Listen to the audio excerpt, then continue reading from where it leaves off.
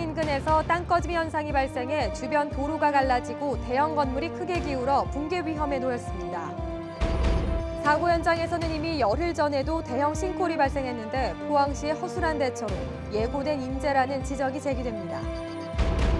경북도 교육과 후보들이 사기 혐의로 기소되고 SNS에 유권자를 원숭이에 비유하는 등 잇따라 구설에 휘말리고 있습니다. 여러분 안녕하십니까? 포항 도심에서 땅꺼짐 현상이 발생해 주변 도로가 갈라지고 대형 건물이 크게 기울어 붕괴 위험에 놓였습니다. 오피스텔 신축 과정에서 지하수가 유출되면서 땅꺼짐으로 이어진 게 아닌가 추정하고 있습니다. 박상원 기자가 보도합니다. 오늘 새벽 2시쯤 경북 포항시 해도동의 한 공사장 인근 도로 30m 구간에서 땅꺼짐과 균열 현상이 발생했습니다. 집안이 침하되면서 건물이 오른쪽으로 심하게 주저앉아 언제 붕괴될지 모를 위험한 상황이어서 입주민들은 모두 대피한 상태입니다. 주민들은 땅꺼짐 현상이 갑자기 일어난 게 아니라 한 달 전부터 서서히 발생했다고 말합니다. 지난달에도 가로 세로 5m, 깊이 1m의 땅꺼짐 현상이 발생하기도 했습니다. 한 3일 전부터 더 늘어가요. 더 늘어가더니 어제 들어올 때는 그 불안에 뻐숭하면서 불안하더라고. 불안해 이래가는 안 되겠는데 싶어. 나도 이제 차를 건물로 자꾸 앉아 이리로 넘어갈까 봐. 했는데 오늘 아침 보니까는 완전히. 피해가 난 곳은 지하 5층, 지상 15층 규모의 대규모 오피스텔 공사장 앞 도로로 터파기 작업 중 지하수가 유출되면서 땅꺼짐 현상이 생긴 것으로 추정됩니다. 지하 터파기하는 과정에 지하수가 유출되어서 현재와 같은 집안 침하라든가 이런 문제점이 발생한 겁니다. 포항시는 집안 침하 현장에 대한 응급 복구와 함께 붕괴 위험이 높은 건물에 대해서는 철거 여부를 시공사와 협의하겠다고 밝혔습니다. MBC 뉴스 박상환입니다. 그런데 이번 사고는 예고된 인재라는 주장이 주민들 사이에서 제기되고 있습니다. 사고가 발생한 오피스텔 공사 현장 바로 앞에서 이미 열흘 전 대형 싱크홀이 발견됐는데 당시 포항시가 제대로 원인 조사도 하지 않고 공사 재개를 허락해 사태를 키웠다는 겁니다. 이규설 기자입니다. 지난달 29일 새벽 포항에서 발생한 대형 싱크홀입니다. 가로 5m, 세로 5m, 깊이 1m 규모로 오피스텔 공사장 입구 인도가 함몰됐습니다. 당시 포항시는 중장비가 드나들며 싱크홀이 발생한 것 같다며 흙과 돌로 구멍을 메워 응급 복구한 뒤 오피스텔 지하 터파기 공사를 재개시켰습니다. 주민들은 포항시의 안일한 대처를 탓하고 있습니다. 터파기 공사가 재개된 지난 4월부터 주변 건물이 조금씩 기울기 시작했고 열흘 전에는 대형 싱크홀까지 생겼는데 포항시가 정밀 조사도 없이 공사를 재개시켜 더 큰 문제가 생겼다는 겁니다. 계속 조금씩 침하가 되더라고. 지난 4월 29일 밤인가 그 세입자가 전화 와갖고 건물 넘어진다 이래요. 5월 3일 날이 또 세입자가 아침에 가면 집이 막 삐딱해져 버렸다. 그래서 가보니까 집안이 전체가 다 늘어난 잡혔어요. 심한 데는 70cm. 인근 도로를 매일 지나다니던 시내버스 기사도 이미 오래전부터 집안 침하 현상을 느꼈다고 말합니다. 운행을 하면서 약간 기운다는 느낌? 그러니까 약간 근데 근래 들어서는 약간 좀 더 심했죠. 예. 한 보름 전부터는 좀 뭔가가 좀 이상했는데 한 며칠 전부터는 특히 한 근래 들어서는 차가 약간 오른쪽으로 기울더라고요. 상황이 심각해지자 포항시는 사고의 원인을 오피스텔 공사로 인한 지하수 변동으로 추정하고 뒤늦게 지표 투과 레이더 등을 동원해 땅속 정밀 조사에 나서겠다고 밝혔습니다. 항구적인 대책과 이후의 작업 진행 방법도 검토를 해서 추가 방법을 안전한 방법을 선택해서 공사를 하도록 그렇게 진행하고 지금은 잠정 공사를 중단토록 그렇게 하겠습니다. 한편 포항시는 이번 집안 침하와 지진은 연관성이 없다는 입장을 밝히고 있는데 지진에 따른 포항 지역 지하수 변동이 집안 침하에 어떤 영향을 미쳤는지에 관한 정밀 조사도 함께 이루어져야 한다는 지적입니다. MBC 뉴스 이규설입니다. 한국문화재재단은 경주시 탑동 단독주택 신축터에서 4세기와 6세기의 신라시대 무덤 30여 기를 확인했다고 밝혔습니다. 또 이곳에서 굵은 고리 귀걸이 한 쌍과 신라 전기 양식으로 알려진 굽다리 접시, 목 긴 항아리 등도 출토됐습니다. 이에 대해서는 지난 2010년부터 기원 전후 원삼국시대 널무덤 3기와 4에서 6세기 신라 무덤 등 모두 80여 기의 무덤이 확인됐습니다.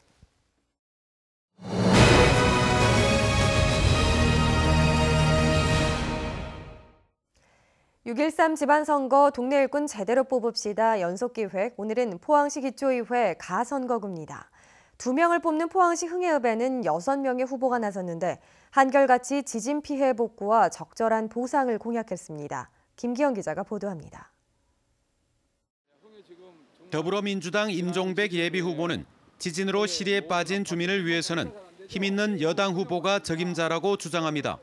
집권 정부의 지원을 받아 지열발전소와 지진 연관성을 규명하고 주민의 참봉사자가 되겠다고 약속했습니다. 지열발전소 폐쇄시키겠습니다. 재건축, 재개발 넘어 흥해 도시재생 누릴 사업 확실히 하겠습니다. 일본 고베와 같이 경제부흥의 도시를 만들어 자유한국당 공천을 받은 황석범 후보. 황소 같은 새 일꾼을 캐치프레이즈로 뚝심 있는 일꾼임을 강조하고 있습니다.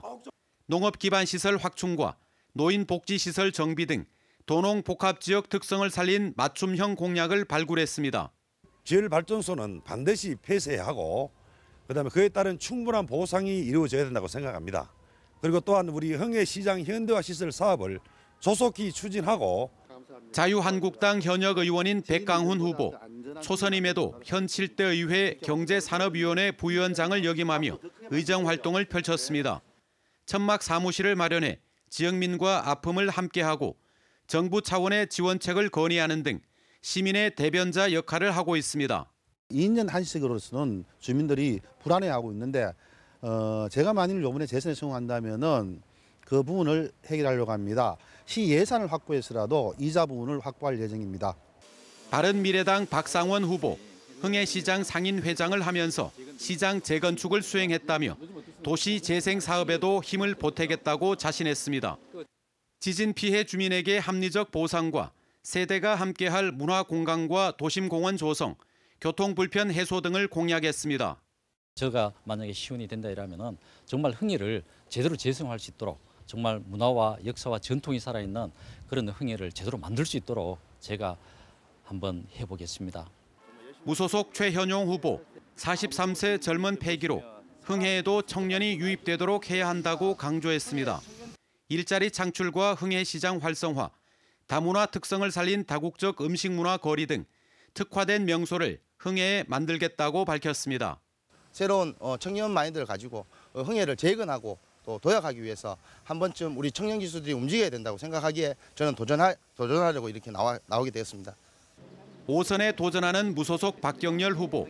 2002년 만 37세로 진보 정당과 무소속으로 4선에 오른 저력의 정치인입니다. 도심 재생 복구를 넘어 미래 흥해를 건설하는 비전 공약을 제시했습니다. 새롭게 재건해야만이 이 위기를 극복할 수 있다고 생각합니다. 그래서 흥해 도심을 제대로 재건하기 위해서는 경험 있고 능력 있는 그러한 일꾼이 필요할 때라고 저는 생각합니다. 인구 감소로 의석수가 3명에서 2명으로 줄어든 흥해읍. 지난해 지진 피해를 겪은 주민들을 누가 보듬느냐에 따라 당락이 결정될 전망입니다. MBC 뉴스 김기영입니다. 경북교육감 후보들이 사기 혐의로 기소되고 SNS에 유권자를 원숭이에 비유하는 등 잇따라 구설에 휘말리고 있습니다.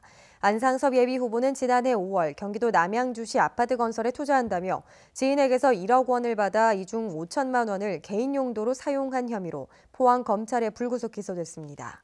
이에 대해 안 후보는 투자처를 소개했을 뿐 돈을 만져보지도 않았고 차용증을 작성한 책임으로 최근 1억 원을 모두 갚았다며 도리어 피해자라고 주장하고 있습니다. 또 임종식 예비후보는 자신의 SNS 선거 홍보에 유권자를 원숭이에 비유해 논란이 일자 유권자를 비하할 의도가 없었다고 해명했습니다.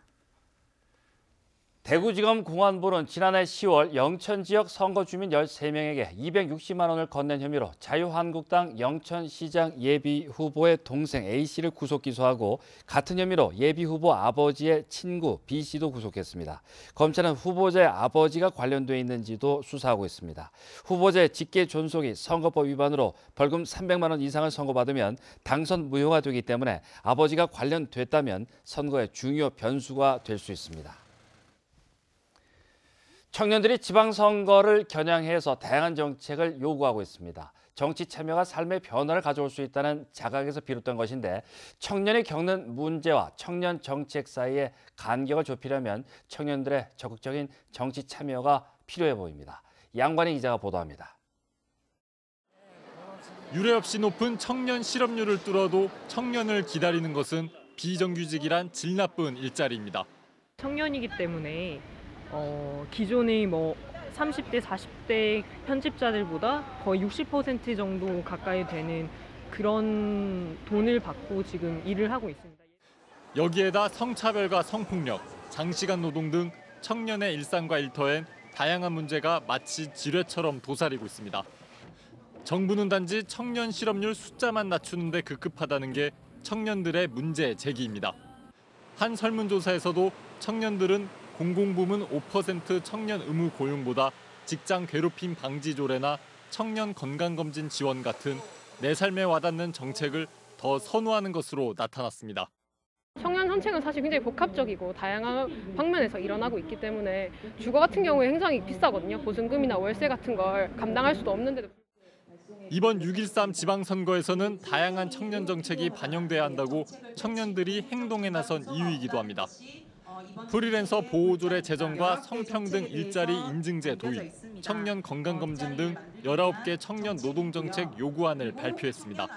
이번 정책 요구안은 청년 노동자들을 위한 사회 안전망이 부재하고 그들이 일터에서 겪고 있는 노동 문제나 노동 인권 문제에 대한 정책이 부재하다는 것을 알리고 이들은 정책 요구안을 광역단체장 후보들에게 공식 질의할 예정입니다. 답변이 오면 이를 분석한 뒤 유권자에게 제공해 청년의 정치 참여를 확대할 계획입니다.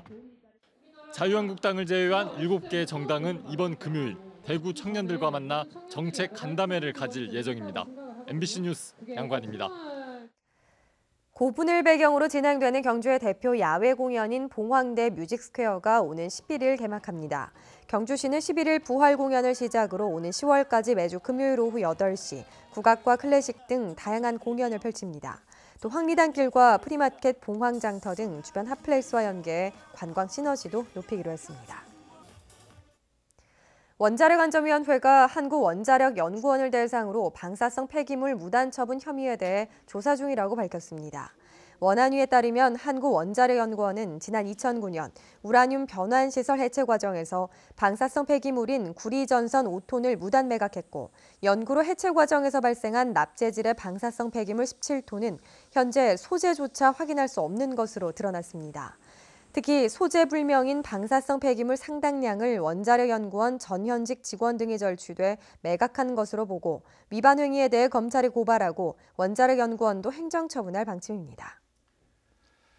포스코는 2010년부터 추진한 호주 로이힐 광산이 연간 5,500만 톤의 생산 체제를 구축했다고 밝혔습니다.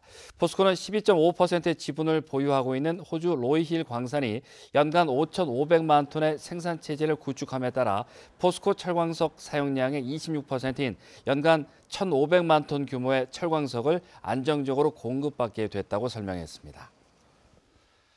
오늘도 경북 동해안은 흐린 하늘에 바람까지 강하게 불면서 쌀쌀했습니다. 내일 낮부터는 기온이 크게 오르면서 봄 날씨를 되찾겠습니다. 안수진 기상캐스터입니다. 봄이라는 말이 무색하게 연일 쌀쌀한 날이 이어졌는데요. 내일부터는 낮과 밤의 일교차가 큰 전형적인 봄 날씨를 되찾겠습니다. 내일 아침 기온 대부분의 지역이 한 자릿수에서 출발을 하면서 다소 쌀쌀하겠는데요. 낮이 되면 기온이 빠르게 오르면서 한낮 기온 20도 안팎으로 따스하겠습니다. 대기의 흐름도 원활해 미세먼지 농도 보통 수준이 예상이 됩니다. 야외 활동 즐기시기 좋을 것 같습니다. 다만 자외선 지수는 매우 높은 단계를 보이겠습니다. 자세한 내일 날씨 알아보겠습니다. 내일 구름 조금 끼겠습니다. 아침 기온 6도에서 10도, 낮 기온은 19도에서 23도입니다. 울릉도와 독도 역시 구름 조금 지나겠습니다. 아침 기온 울릉도 7도, 독도 9도, 낮이 되면 울릉도 16도, 독도 13도입니다.